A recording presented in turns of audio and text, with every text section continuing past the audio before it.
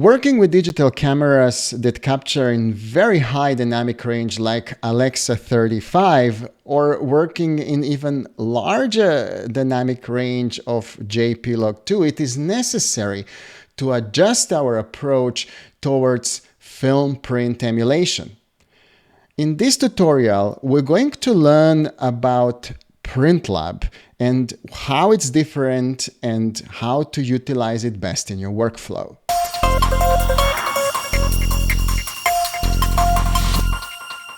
Another addition to the tool set is Printlab. And again, I haven't got anything really to show you in comparison, but think about it. Any 3D LUT, film LUT emulation is pretty much going to work like Printlab.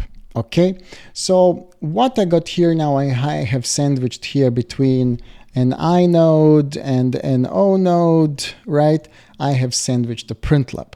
Okay, and what is significantly different about it? So let me just go basically and enable it here, and I'm just gonna go and show you a little bit more as a zoom. So let me show you this.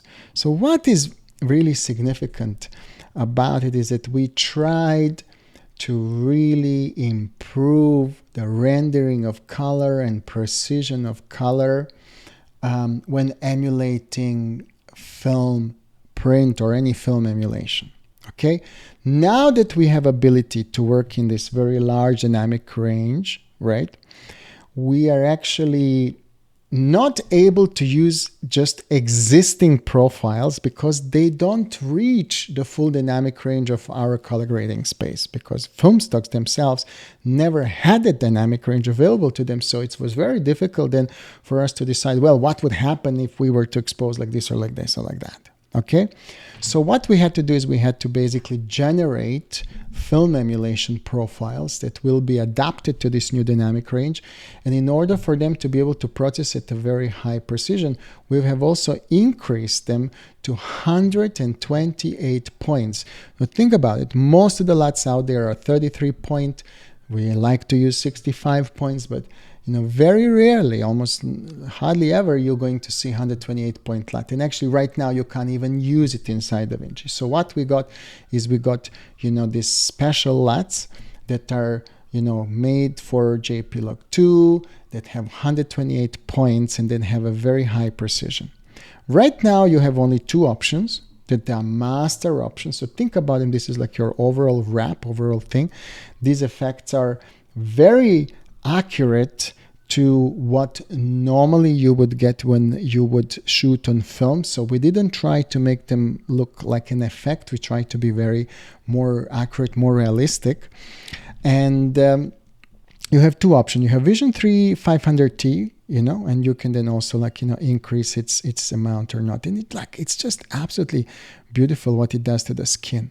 Look at it, look, what actual kind of, this detail of color rendering really does to the skin. You see how the highlights roll off, how beautifully, the skin tone, and look at what happens also with lips, with the redness of the lips, how beautifully this looks. Is absolutely fantastic, okay?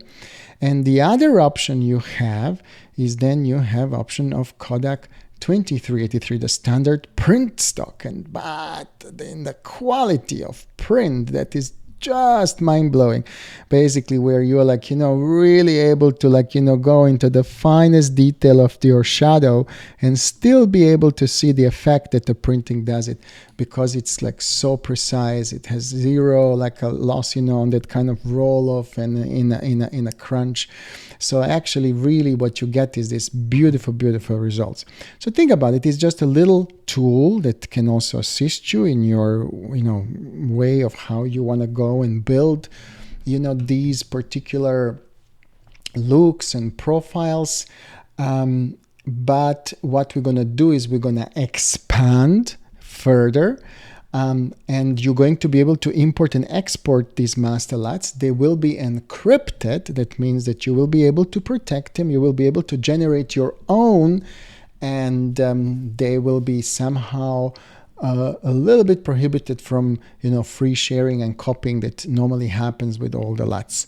So this is something that's going to come in the future updates, but for the moment I'm really looking forward to seeing how beautifully you will be able to integrate these two master LUTs that we have included with this release.